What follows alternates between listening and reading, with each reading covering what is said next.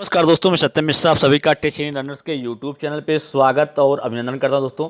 दोस्तों आज Bihar 7th phase के जो बहाली होने वाले दोस्तों उसमें भाषा भाषा में दोस्तों आपको भाषा का पेपर 75 नंबर का होगा। इसमें से दोस्तों आपको 30% अंक हासिल करना है। ठीक है, तो भाषा की तैयारी में दोस्तों आज हिंदी व्याकरण से रिलेटेड महत्वपूर्ण प्रश्न और कुछ महत्वपूर्ण जानकारी लेके आए दोस्तों, जो कि आपके बिहार 7th फेज या कह सकते हैं कि बिहार में जो सुपर टेट परीक्षा होने वाली है उसके लिए अति महत्वपूर्ण हो सकती है आज की क्लास दोस्तों। तो शुरू से अंत तक पूरा वीडियो देखिएगा और लाइक शेयर और सब्सक्राइब दोस्तों जरूर करिएगा। ठीक है, चलिए स्टार्ट करते हैं आज की क्लास का पहला प्रश्न। यहाँ पे दोस्तों पहला प्रश्न आपके सामने देखिए, कह रहा है कि निम्नलिखित में से संयुक्त व्यंजक कौन सा है। तो संयुक्त व्यंजन में कौन कौन से व्यंजन आते हैं दोस्तों। तो संयुक्त व्यंजन में छत्रज्ञ, ये क्या होता है, छत्रज्ञ क्या है, एक आपका संयुक्त व्यंजन होता है। ठीक है, तो इसमें से संयुक्त व्यंजक आपको पता चल गया कि छत्रज्ञ तीनों ही क्या है, संयुक्त व्यंजक है। और पूछ रहा है कौन सा संयुक्त व्यंजक नहीं है। तो यह जो है क्या है, एक संयुक्त व्यंजन नहीं है, ये क्या है, एक अंतस्थ व्यंजक है। तो इस प्रश्न का राइट जवाब क्या हो जाएगा, ऑप्शन नंबर फर्स्ट होगा। अब इस प्रश्न से रिलेटेड दोस्तों कुछ महत्वपूर्ण तथ्य हैं या जानकारी है, उनको भी देख लेते हैं। चलिए, यहाँ पे नीचे कुछ तथ्य दिया गया दोस्तों इस प्रश्न से रिलेटेड, इसको आप देख लीजिए। कि जब यह क्या है, यह आपका अंतस्थ व्यंजक है और सही विकल्प क्या हो जाएगा, यह जो है वो क्या है, आपका अंतस्थ व्यंजक है। तो अन्य विकल्प जो दिए गए हैं सभी क्या हैं, संयुक्त व्यंजक हैं। कभी कभी दोस्तों आपसे पूछ लेता है कि छह जो होता है उस किन शब्दों से मिलके बना होता है। तो क और स से मिलके इसका निर्माण होता है। इसके अलावा त्र किससे बना होता है, त और र से। ठीक है, और ज्ञ किससे बनता है, ज और य से मिलके ज्ञ का निर्माण होता है। तो इस तरीके से सभी वर्ड क्या हैं, संयुक्त व्यंजक है दोस्तों। और इनसे रिलेटेड प्रश्न आपकी परीक्षा में अक्सर पूछा जाता है। जहाँ पे हिंदी व्याकरण से प्रश्न आते हैं तो उसमें ये प्रश्न आपको देखने के लिए जरूर मिलते हैं। ठीक है, चलिए अगले प्रश्न पे चलते हैं। प्रश्न संख्या नेक्स्ट है, यहाँ पे प्रश्न संख्या नेक्स्ट देखिएगा। कह रहा है कि निम्नलिखित में से कंठोष्ठ ध्वनियाँ कौन सी हैं। कंठोष्ठ, यहाँ पे दोस्तों दो प्रकार के ध्वनियाँ कंठ और ओष्ठ मिला के क्या बनता है, कंठोष्ठ ध्वनियों का निर्माण होता है। तो यहाँ पे आपको बताना है कि कौन सी कंठोष्ठ ध्वनियाँ हैं। तो यहाँ पे अ, ई, उ या ओ। तो आप बता दें कि यहाँ पे कंठोष्ठ ध्वनियाँ कौन सी हैं। ओ जो है एक कंठोष्ठ ध्वनियाँ, क्योंकि इसमें दो शब्द से मिलके बना हुआ है। एक आपका अ है जो कि कंठ है, उसके अलावा उ है जो कि क्या है, आपका ओष्ठ वर्ड है। ठीक है, तो यहाँ पे दो ध्वनियों से मिलके इसका निर्माण हुआ है। तो चलिए इससे रिलेटेड जो महत्वपूर्ण तथ्य हैं या जानकारी दोस्तों उसको भी देख लेते हैं इसमें, ताकि आपका इससे रिलेटेड जो भी प्रश्न पूछे आप आसानी से उस प्रश्न का आंसर कर पाएँ। यहाँ पे देखिए कंठोष्ठ के अंतर्गत क्या आता है, ओ आती है। तो ओ का निर्माण किन शब्दों से मिलकर बना हुआ है, ओ जो है अ और उ, छोटा उ। ठीक है दोस्तों, और औ अगर होता तो यहाँ पे क्या हो जाता, अ प्लस औ का उच्चार स्थान होता। ठीक है, तो यहाँ पे बताना है आपको कि इसमें क्या है, कंठोष्ठ में क्या है, ओ जो है वो क्या है, वो कंठोष्ठ ध्वनियाँ हैं। और चलिए स्वरों के उच्चार स्थान जान लेते हैं कि स्वर जो होते हैं उनका उच्चार स्थान क्या है। तो स्वरों की संख्या जान लीजिए, तो स्वर कितने होते हैं। यहाँ पे दोस्तों आप काउंट करके आप देख सकते हैं, 2 4 6 7 9 11। 11 क्या होते हैं, 11 स्वर होते हैं। और इन स्वरों का प्रत्येक स्वर का उच्चार स्थान क्या होता है, अलग अलग होता है। जैसे आ हो गया, इसका उच्चार स्थान क्या होगा, कंठ होगा। और ई का उच्चार स्थान तालु होता है। उ का उच्चार स्थान ओष्ठ होता है। और री का उच्चार स्थान क्या होता है, मूर्धा होता है। और ए का उच्चार स्थान कंठ तालु होता है।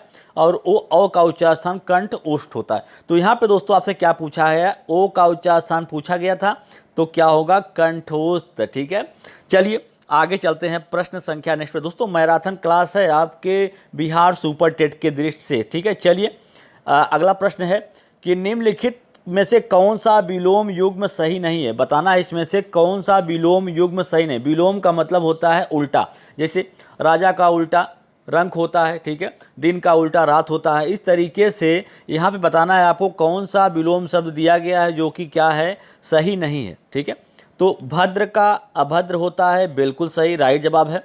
अब भय का क्या होता है, साहस होता है। भय मतलब डरा हुआ, साहस मतलब निर्भीक होता है, ठीक है। मूढ़ मतलब ज्ञानी होता है, मूढ़ मतलब मूर्ख होता है, उसका विलोम क्या होगा, ज्ञानी होगा। यहाँ पे मान्य का विलोम धान्य नहीं होगा, मान्य का विलोम क्या होता है, अमान्य होता है, ठीक है। तो इस प्रश्न का जो राइट जवाब होगा वो ऑप्शन नंबर 4 होगा। अब इस प्रश्न से रिलेटेड जो तथ्य या जानकारी है उसको भी देख लेते हैं नीचे चल के। चलिए, अब यहाँ पे दोस्तों इस प्रश्न से रिलेटेड महत्वपूर्ण जानकारी है।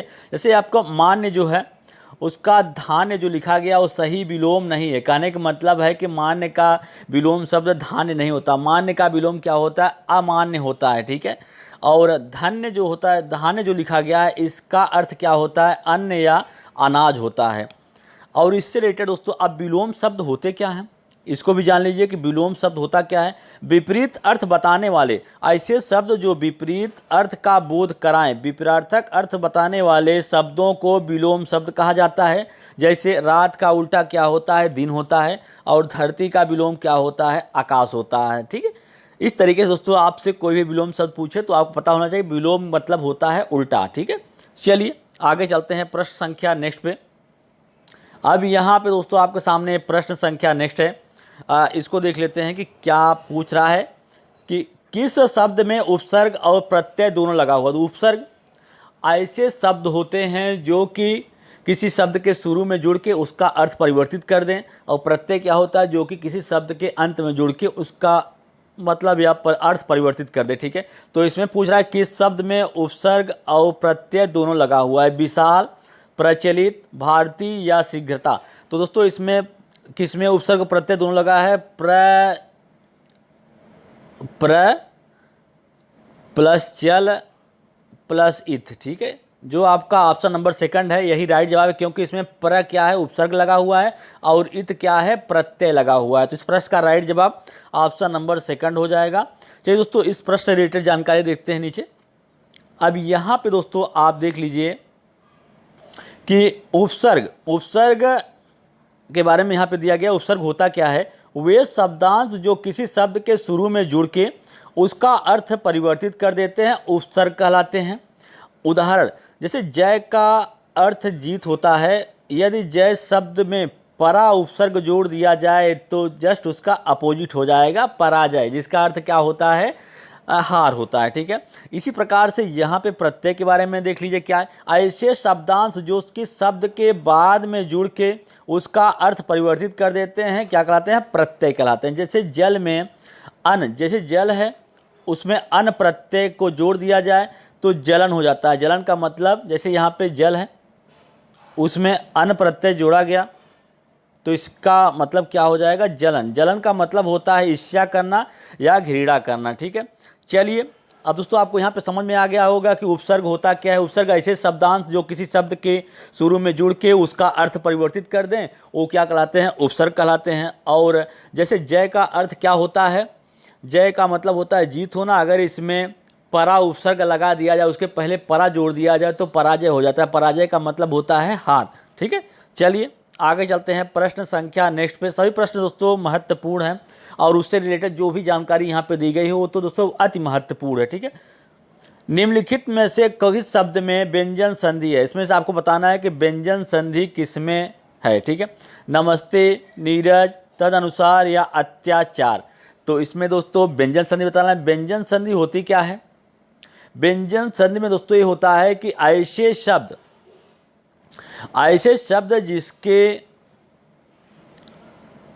जिसमें क्या हो, व्यंजन के बाद व्यंजन का मेल हो, ठीक है, उसमें क्या हो जाता है, व्यंजन संधि आती है, ठीक है। तो इस प्रश्न का दोस्तों आपको बताना है कि व्यंजन निम्नलिखित में से किस शब्द में व्यंजन संधि लगा हुआ है। तो नमस्ते, नीरज, तदनुसार या अत्याचार। तो क्या बताना है, व्यंजन संधि। यहाँ पे दोस्तों आपको बताना है कि व्यंजन संधि का मतलब होता है ऐसे संधि जिसमें व्यंजन के बाद व्यंजन आने से नए शब्द का विकार हो, वहाँ पे क्या होता है, व्यंजन संधि होती है। तो दोस्तों इस प्रश्न का राइट जवाब आपको देना दोस्तों, ये प्रश्न आपके लिए है, ठीक है। चलिए अब यहाँ पे कुछ जानकारी देख लेते हैं इस प्रश्न से रिलेटेड जो जानकारी यहाँ पे दिया गया है। ये दोस्तों नमस्ते शब्द है, तो यहाँ पे नमस्ते अगर हम इसका विग्रह करते हैं तो नमः प्लस ते आता है, जबकि अगर नमः प्लस ते, क्योंकि यहाँ पे विसर्ग के बाद क्या आया है, विसर्ग के बाद स्वर या व्यंजन आ जाए तो वहाँ पे क्या हो जाता है, विसर्ग संधि होती है। यहाँ पे नीरस शब्द लिखा गया है, नीरस में भी क्या होगा, नी प्लस रस होगा, तो यहाँ पे भी क्या हो जाएगा, विसर्ग संधि होगा। और अत्याचार, जहाँ पे दोस्तों आपको अत्याचार में क्या हो जाएगा, यड़ संधि होगा। अगर आपको सीधा सीधा दिख जाए किसी भी प्रश्न में कि वहाँ पे अगर किसी शब्द में, ठीक है सॉरी, किसी शब्द में दिख जाए कि आधा ता के बाद यह आ जाए तो वहाँ पे क्या हो जाता है, वहाँ पे सीधा सीधा यड़ संधि हो जाती है।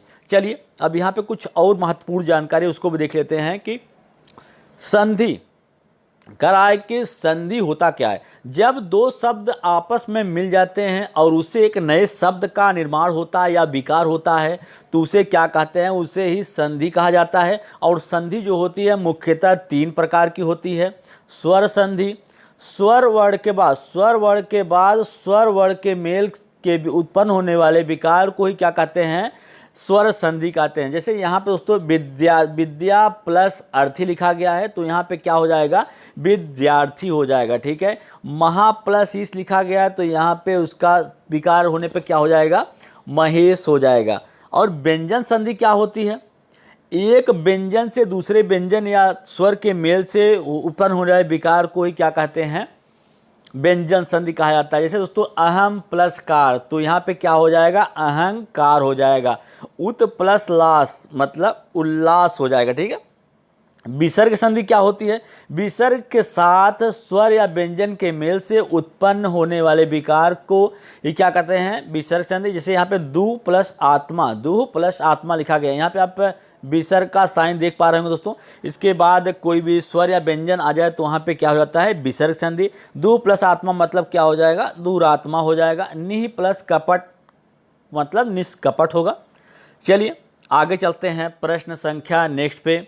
अब दोस्तों अगर आप मेरे चैनल पे नए हैं, आप पहली बार विजिट कर रहे हैं तो चैनल को सब्सक्राइब दोस्तों जरूर कर लीजिएगा। निम्नलिखित में से कौन सा शब्द तत्पुरुष समास का उदाहरण है, सही विकल्प का चयन कीजिए। हरिशंकर, राजपुत्र, पीताम्बर, रात दिन। तो इसमें आपको बताना है कि किस में तत्पुरुष समास का उपयोग। तत्पुरुष समास ऐसे समास होते हैं जिसमें किसी भी दिए गए शब्द का विग्रह करने पर उसके बीच में कोई भी कारक चिन्ह आ जाए और उत्तर पद की प्रधानता हो तो वहाँ पे क्या होता है, वहाँ पे तत्पुरुष समास होता है। जैसे यहाँ पे दोस्तों ऑप्शन नंबर 2 दे रखा है कि राजा पुत्र, तो यहाँ पे क्या हो जाएगा, राजा का पुत्र। तो यहाँ पे आपको दिख गया कि का क्या है, एक प्रकार का कारक चिन्ह है, तो यहाँ पे क्या हो जाएगा, तत्पुरुष समास होगा। अब चलिए दोस्तों इस प्रश्न से रिलेटेड महत्वपूर्ण जो जानकारी है उसको भी देख लेते हैं। अब यहाँ पे कुछ महत्वपूर्ण जानकारी दी गई है। जैसे राजा का पुत्र, जो प्रश्न मैंने आपको बताया उसमें थोड़ा सा उसी बारे में यहाँ पे डिस्क्रिप्शन दिया गया है कि राजा का पुत्र का अर्थ क्या होता है, राजा का पुत्र। तो यहाँ पे क्या होगा, तत्पुरुष समास होगा, क्योंकि दोस्तों यहाँ पे कारक या विकारक विभक्ति का लोप हुआ है। वहाँ पे जो का है ना वो क्या है, कारक विभक्ति का लोप है, इसलिए यहाँ पे क्या होगा, तत्पुरुष समास होगा। और हरिशंकर जो ऑप्शन दिए गए हैं दोस्तों उसको भी देख लेते हैं। हरिशंकर लिखा गया ना, हरिशंकर में क्या होता है, हरिशंकर का अर्थ होता है विष्णु और शंकर। हरि का मतलब होता है विष्णु भगवान और शंकर का मतलब होता है शंकर भगवान। तो यहाँ पे 2 लोग हो गए, हरि और शंकर। तो जब से दोस्तों जब 2 शब्दों के बीच में योजक चिन्ह लगा हो या उनके बीच में और शब्द आए तो वहाँ पे क्या होता है, द्वंद्व समास हो जाता है, ठीक है। पीताम्बर, पीताम्बर का अगर हम विखंडन करते हैं तो यहाँ पे लिखा था पीला है जो, पीताम्बर का मतलब है पीला है जो अंबर। अगर विखंडन करने के बाद उनके बीच में है जो आ जाए, है जो शब्द आ जाए तो वहाँ पे क्या हो जाता है, कर्मधारय समास होता है, ठीक है। और रात और दिन में यहाँ पे दोस्तों 2 शब्द हैं, दोनों शब्दों की ही प्रधानता है, रात और दिन, और बीच में क्या लगा हुआ है, योजक चिन्ह लगा हुआ है, इसलिए यहाँ पे क्या हो जाएगा, द्वंद्व समास होगा। चलिए आगे चलते हैं, प्रश्न संख्या नेक्स्ट देखते हैं दोस्तों। निम्नलिखित में से पंक्तियों में कौन सा छंद है, जो नीचे पंक्ति दी गई है इसमें कौन सा छंद का प्रयोग हुआ है, ठीक है, ये आपको बताना है। रे मनवा हरिभज विषय तज, सज सठ संगति रैन दिनु, काटत दे भव के फंद को, और न को राम बिनु। तो यहाँ पे दोस्तों आपको बताना है कि इसमें कौन सा छंद है, हरि गीत का छंद है, उल्लाला छंद है, रोला छंद है या गीत का छंद है। तो इसमें दोस्तों सबसे पहले आपको बता दें कि यहाँ पे जो पहली लाइन दी गई है अगर पहले लाइन में यहाँ पे अगर आपको 15 मात्रा दिख जाए और दूसरे में 13 मात्रा दिखे तो वहाँ पे क्या होता है, वहाँ पे उलाला छंद होता है। तो दोस्तों इस प्रश्न का राइट जवाब क्या होगा, ऑप्शन नंबर सेकंड इसका राइट जवाब होगा। अब इस प्रश्न का डिस्क्रिप्शन देख लेते हैं कि इसके बारे में क्या कुछ यहाँ पे दिया गया है। उलाला, उलाला यह क्या होता है, एक प्रकार का अर्ध सममात्रिक छंद होता है। कभी कभी पूछ लेता है कि उलाला क्या है, सममात्रिक छंद है कि या अर्धमात्रिक छंद है। तो दोस्तों उलाला जो होता है क्या होता है, सममात्रिक छंद होता है। और उलाला में टोटल कितनी मात्राएं होती हैं, इसमें 28 मात्राओं का लोप होता है। पहले और तीसरे चरण में, इसके पहले और तीसरे चरण में 15-15 मात्राएं होती हैं और दूसरे और चौथे चरण में 13-13 मात्राएं होती हैं। इस प्रकार उलाला छंद में 28 मात्राएं होती हैं। तो यहाँ पे दोस्तों आपको बताया भी गया है, यहाँ पे देख लीजिए, रे मनवा हरिभज विषय तज, इसमें पूरा टोटल 15 मात्राएं हैं।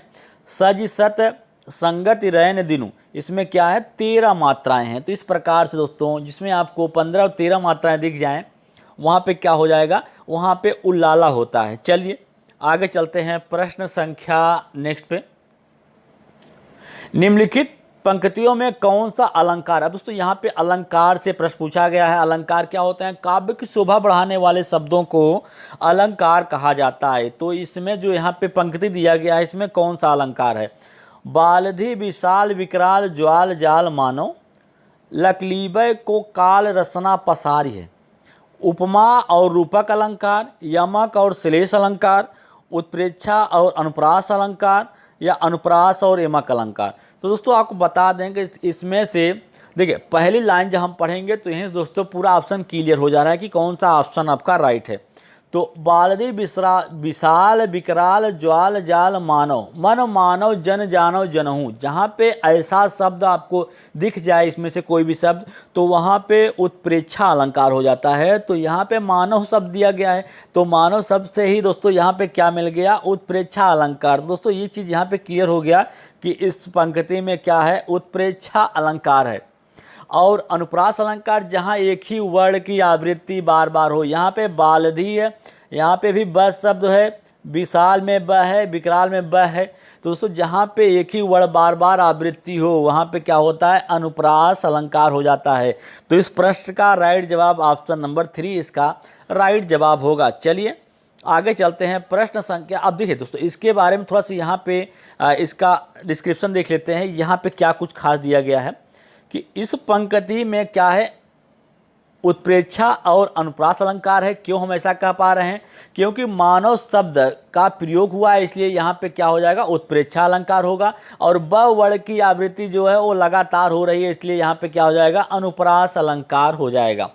और उत्प्रेक्षा अलंकार, उत्प्रेक्षा अलंकार का अर्थ क्या होता है, उत्प्रेक्षा अलंकार अर्थ होता है कि किसी वस्तु के संभावित रूप की उत्प्रेक्षा करना, मतलब मानते हैं या मान लीजिए, ठीक है, किसी चीज़ को मान लीजिए या मानते हैं तो वहाँ पे क्या होता है, उत्प्रेक्षा अलंकार होता है। जहाँ उपमेय में उपमान की संभावना प्रकट की जाए, ये बड़ा अच्छा उदाहरण दोस्तों, जहाँ पे उपमेय में उपमान की संभावना प्रकट की जाए वहाँ पे क्या होता है, उत्प्रेक्षा अलंकार होता है। और उत्प्रेक्षा अलंकार पहचानने के दोस्तों जो ट्रिक बता रहा हूँ सबसे महत्वपूर्ण ट्रिक है। इस ट्रिक से दोस्तों आप आसानी से उत्प्रेक्षा अलंकार को पहचान सकते हैं। जैसे आपको अगर उत्प्रेक्षा अलंकार को लेकर कोई प्रश्न पूछा गया, उसमें एक पंक्ति दे दिया गया, उसमें पूछा है कि कौन सा अलंकार है, तो अगर आपको मानव जानव जनु मनु ऐसा शब्द दिख जाए तो वहाँ पे क्या होता है, उत्प्रेक्षा अलंकार होता है।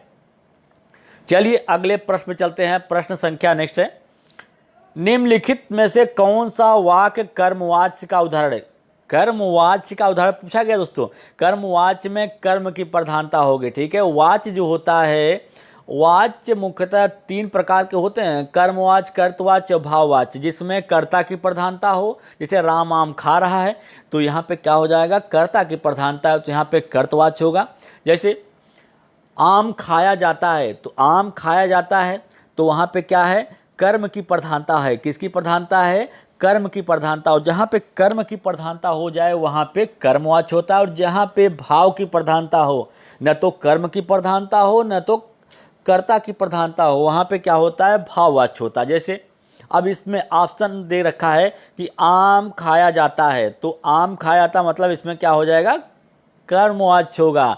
मोहन खाता है तो कर्ता होगा कर्तवाच्य, क्योंकि इसमें कर्ता की प्रधानता है। उससे बैठा नहीं जाता, ठीक है, धूप में चला नहीं जाता। तो इन दोनों ऑप्शनों में क्या है, यहाँ पे आपका दोनों भाववाच्य हैं। क्या है, भाववाच्य है इसमें दोनों ऑप्शन में ही।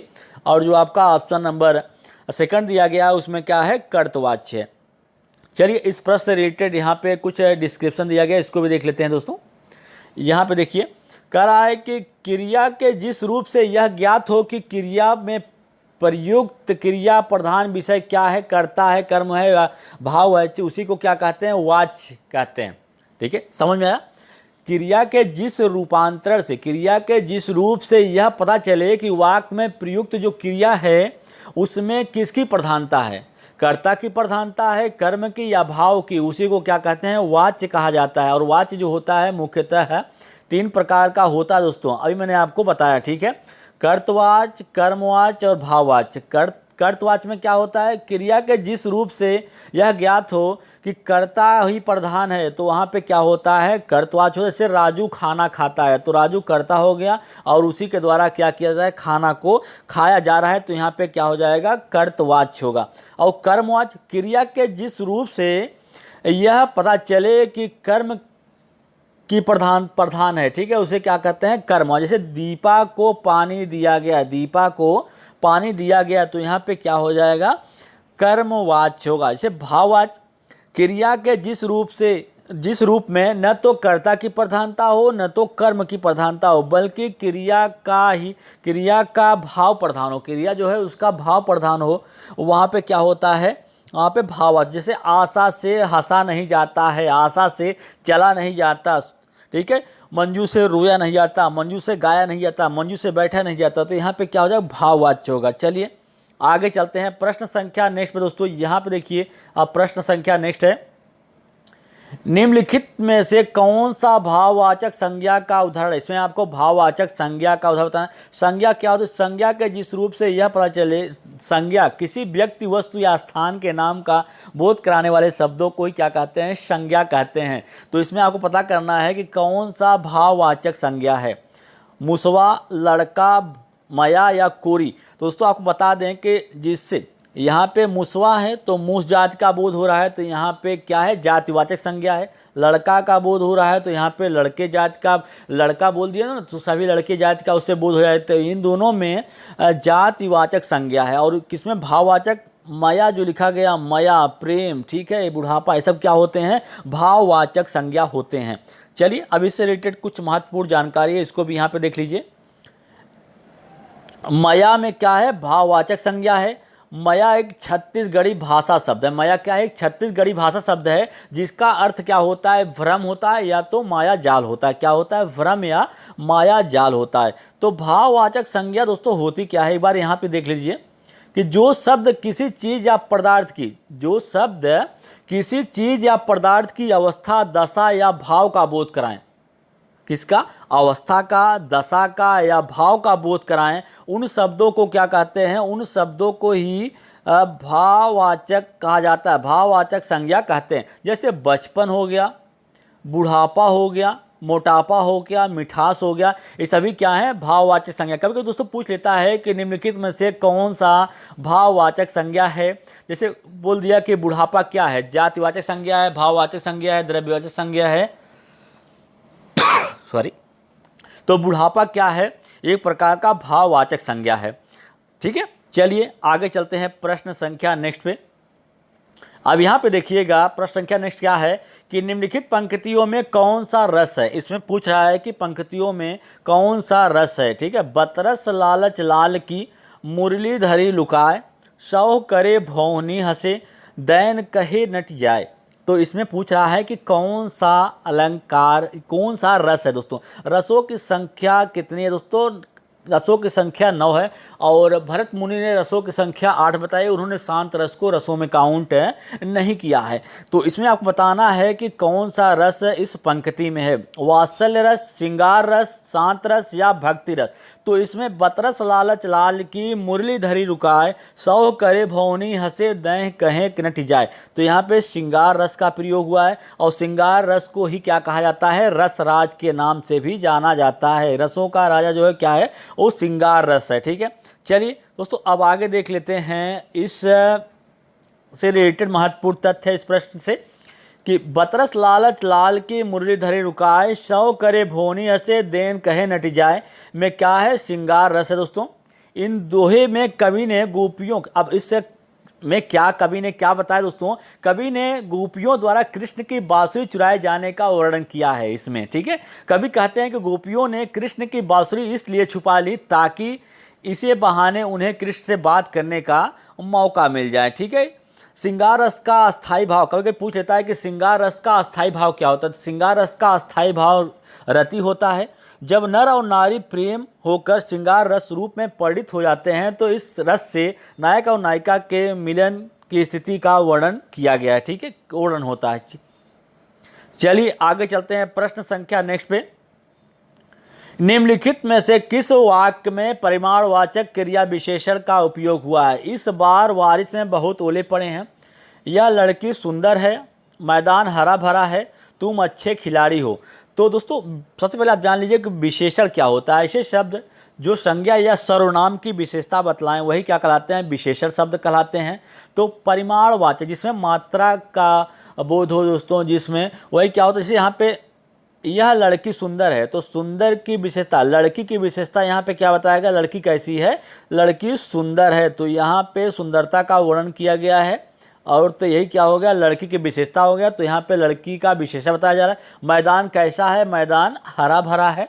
तुम अच्छे खिलाड़ी हो, कैसे खिलाड़ी हो, कैसा लगा प्रश्न पूछेंगे तो विशेषण की पहचान आसानी से हो जाएगी। तो यहाँ पे पूछा गया है कि तुम कैसे खिलाड़ी हो, तो तुम अच्छे खिलाड़ी हो। यहाँ पे अच्छा क्या है, विशेषता बताया जा रहा है। तो इस बार बारिश में बहुत ओले पड़े हैं, बहुत ओले पड़े हैं।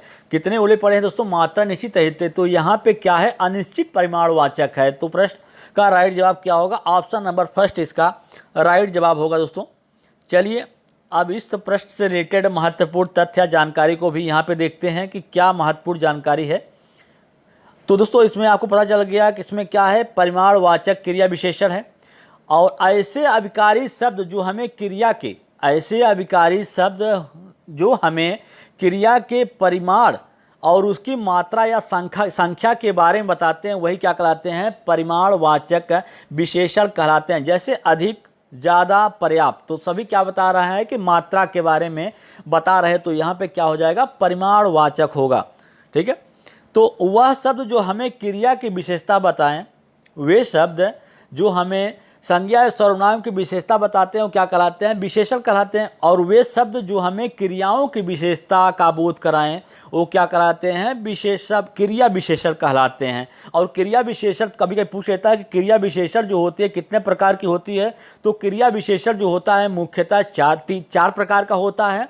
कालवाचक क्रिया विशेषण, रीतिवाचक क्रिया विशेषण, स्थानवाचक क्रिया विशेषण और परिमाणवाचक क्रिया विशेषण। तो इस प्रकार से क्रिया विशेषण जो होता है मुख्यतः 4 प्रकार के होते हैं। चलिए आगे चलते हैं प्रश्न संख्या दोस्तों